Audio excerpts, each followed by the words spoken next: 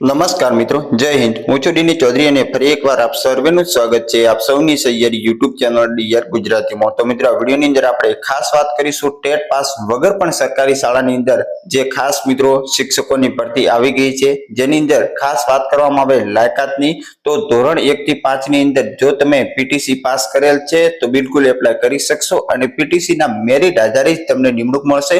અને જો તમે બીએડ કરેલ છે તો 6 થી 8 માટે પણ તમે એપ્લાય કરી શકશો અને બીએડ ના આધારે તમને નિમણૂક મળશે।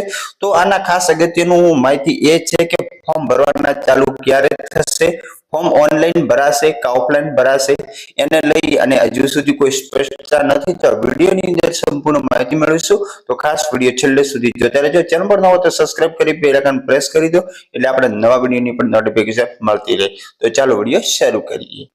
તો મિત્રો, ખાસ વાત કરવામાં આવે તો ગુજરાત માધ્યમ સિવાયની પ્રાથમિક શાળામાં ખાલી જગ્યા પર સ્થાનિક ઉમેદવારોની થશે નિમણૂક। કાયમી ભરતી ન થાય ત્યાં સુધી શિક્ષણ બગડે નહીં, એ માટે શિક્ષણ વિભાગનો ખાસ અગત્યનો મહત્વનો નિર્ણય કહી શકાય। કચ્છ સહિત રાજ્યમાં ગુજરાતી સિવાયની એટલે કે હિન્દી, અંગ્રેજી સહિતના અન્ય માધ્યમની સરકારી પ્રાથમિક શાળાઓમાં શિક્ષકોની ઘટ હોવાના કારણે અત્યારે બાળકોના શિક્ષણ પર અસર પડી રહી છે। ત્યારે રાજ્યના પ્રાથમિક શિક્ષણ નિયામક દ્વારા મહત્વપૂર્ણ નિર્ણય લેવાયો છે અને નવા આદેશ મુજબ ગુજરાતી સિવાય અન્ય માધ્યમની શાળાની અંદર જ્યાં સુધી કાયમી શિક્ષકો અથવા તો જ્ઞાન સહાયકો જે ખાલી જગ્યા જે છે એ ન ભરાય ત્યાં સુધી સ્થાનિક કક્ષાએથી નિમણૂક આપવામાં આવશે। અત્યાર સુધી કેન્દ્રીયકૃત પદ્ધતિથી ભરતી કરાતી હતી, પરંતુ ઘણીવાર ઉમેદવારો હાજર નથી થતા અથવા તો ખાલી જગ્યા રહી છે, જેના ઉકેલ રૂપે અત્યારે સ્થાનિક જે સત્તા આપી છે। આ પ્રક્રિયા અંતર્ગત 1 થી 5 માટે ધોરણ 12 ની સાથે પીટીસી અને 6 થી 8 માટે સ્નાતકની સાથે બીએડ જેવી તાલીમી લાયકાત ધરાવતા જે તે માધ્યમની અંદર તમે અભ્યાસ કરેલો હોય એમાં સ્થાનિક ઉમેદવારોને ખાસ પ્રાથમિકતા અપાશે।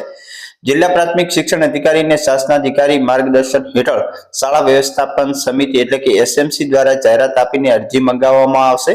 ત્યારબાદ મેરિટના આધારે 11 માસના કરાર આધારિત નિમણૂક થશે। એટલે મિત્રો, આની અંદર ખાસ આ લગભગ 99% ઓનલાઈન ફોર્મ નહીં ભરાય, ઓફલાઈન પ્રક્રિયા થશે, કારણ કે જે તે શાળા એસએમસી છે એ જ મિત્રો જાહેરાત આપશે અને જે તે જગ્યાઓ છે એ મુજબ મેરિટના આધારે નિમણૂક મળશે।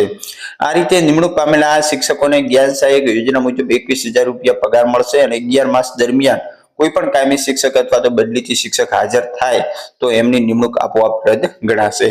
અને ખાસ કચ્છમાં ભુજ ખાતે હિન્દી પ્રાથમિક શાળા, હાથીસ્તાન અંગ્રેજી માધ્યમ શાળા, પછી અંજારમાં અંગ્રેજી માધ્યમની શાળા તેમજ ગાંધીધામમાં હિન્દી અને અંગ્રેજી જે શાળાઓ આવેલી છે ગુજરાતી સિવાયની, આ શાળાની અંદર ખાલી જગ્યાઓ છે એના ઉપર ભરતી કરવામાં આવશે। અને ગુજરાત રાજ્યની અંદર જે તમામ જિલ્લાઓની અંદર જે પણ અંગ્રેજી, હિન્દી, ઉર્દુ જે ગુજરાતી સિવાયના તમામ માધ્યમની શાળાઓની અંદર આ જગ્યા ભરવામાં આવશે।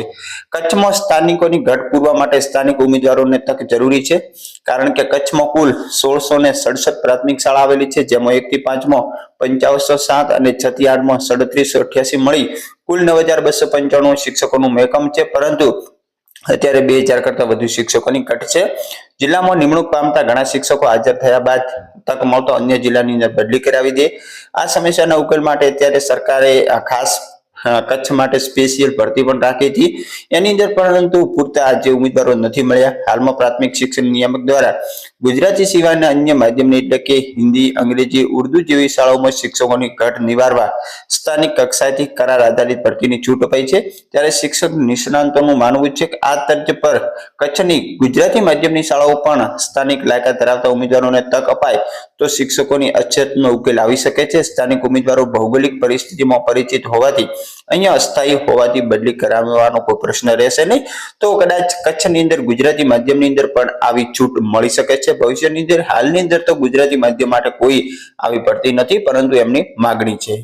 તો મિત્રો, આ રીતની જે છે એનો મિત્રો ઓફિશિયલ પરિપત્રનો આપણે વિડીયો વિગતવાર મૂકી દીધો છે આપણી ચેનલ પર જ છે, તો ત્યાંથી તમે જોઈ શકશો। અને આ વિડીયોની અંદર પણ તમને ખાસ અગત્યની એ માહિતી આપી દીધી છે કે અત્યારે જે છે એ જે તે જિલ્લા પ્રાથમિક શિક્ષણ અધિકારીની સૂચના મુજબ એસએમસી દ્વારા અરજીઓ મંગાવવામાં આવશે અને પારદર્શક રીતે મેરિટ તૈયાર કરી નિમણૂક પત્ર આપવામાં આવશે અને 11 મહિના પૂરા થયા એટલે તમને આપોઆપ છૂટા કરવામાં આવશે એવી માહિતી મળી રહી છે। એટલે મિત્રો હવે આગામી સમયની અંદર જ્યારે પણ આની ફોર્મ ભરાવાના અથવા તો કોઈ પણ પ્રકારની જાહેરાત આવશે તો આપણી ચેનલ પર જ વિડીયો મૂકીશું।